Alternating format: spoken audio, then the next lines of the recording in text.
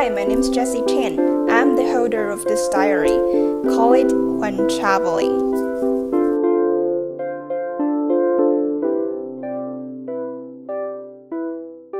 Around 11:30 a.m., I arrived in Paris. I feel like I was supposed to be excited when I got there, but I wasn't. And there was even a moment before I made up my mind to visit. I was thinking, should I visit France? I just somehow felt not right to go. December 9th, 2021, in Paris, France. That was really weird. While I was a kid, I always wanted to visit France one day. Because back to that time, I was so amazed by the Pyramid of the Louvre and other architectures when I saw some photos on a book the first time. But yeah, in the end, I thought France was still worth of a visit. Well, one reason is that I somewhat had a desire to visit a country which possesses the language I've learned for some time. And the other reason is that I really wanted to change my vaccination proof into an EU COVID certificate. Because by doing so, I wouldn't be denied to enter the bar, which did happen to me while I was in Finland.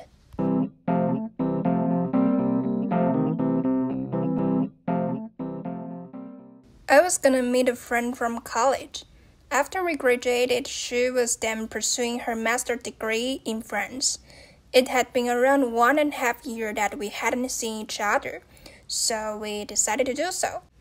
I was so glad to see her and really enjoy the time we spent together.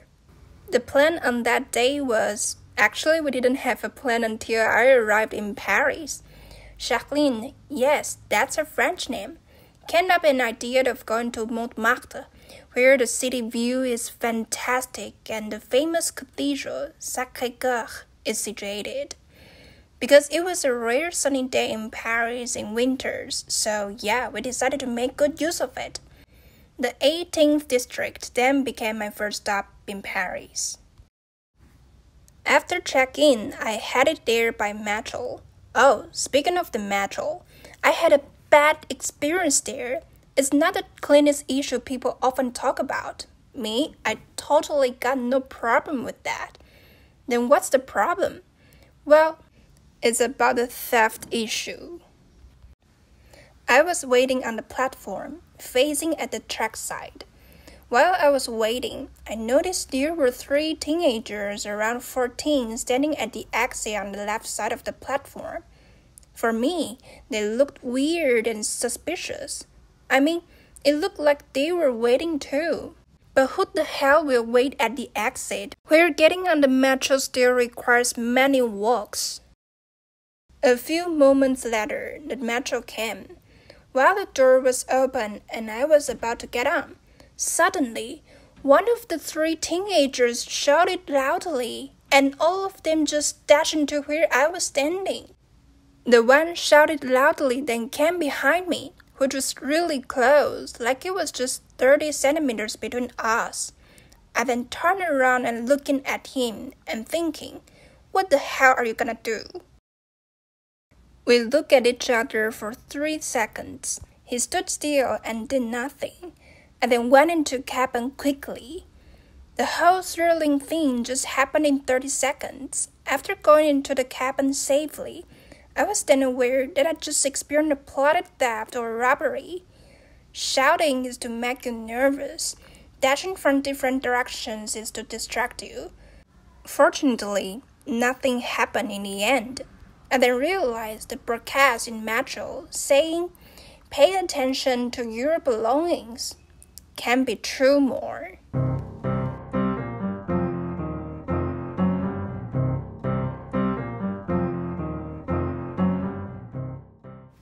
Long time no see, I said as soon as I saw Jacqueline. We then gave each other a big hug and walked to Sacré-Cœur. Oh, once again, I was so focused on the conversation that I neglected details of what I saw. All I remember is that I was kind of like Montmartre. Its hill makes it distinguished from other districts of Paris. or let's say, makes it fall out of my stereotype of Paris, which is, I thought Paris is just another metropolis. I didn't think I could get any natural feeling there. But I was totally wrong. Standing on top of the hill and seeing the sun getting closer and closer to the skyline, I suddenly felt pretty close to nature. That's a good place to get a little bit away from the hustle and bustle city life, I think. If I lived in Paris, I would go there often.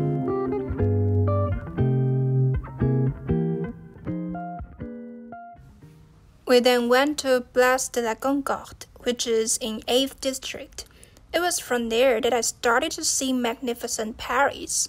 The city is well constructed. Take Place de la Concorde as division point. To the east, there are Jardin des Tuileries, Arc de Triomphe du Carrousel, and Musée du Louvre. To the west, there are Jardin des Champs-Élysées, Grand Palais, and Arc de Triomphe. They are all situated on one line, which is really incredible when I was truly there. Wow, I can't believe the pyramid is not in front of me. Its golden yellow light radiated from inside with the dark blue sky that just made me not help but to keep capturing its beauty. I ended in taking around 10 photos of it. Not only because there are different beauties from different angles, but also because there are different feelings with different colors of the sky. The blue transition was like a wizard casting magic on the pyramid. It's like 10 minutes ago the pyramid wore a one-piece dress to have a cup of tea. 10 minutes later, she changed the dress into the gown to attend a cocktail party. Miss Pyramid went to a cocktail party and enjoyed a luxurious Michelin meal afterwards. As to Jacqueline and I, unfortunately, we didn't have the same privilege as Miss Pyramid. What we had for dinner was just a pizza and some spaghetti in a normal restaurant. Yes, normal. But the prices are normal. My eyeballs almost slipped away from where it should be while I was looking at the menu. They cost 20 euros respectively, and that was the cheapest. This is Paris, Jacqueline said. Right. After all, there's a cost to be pretty, right?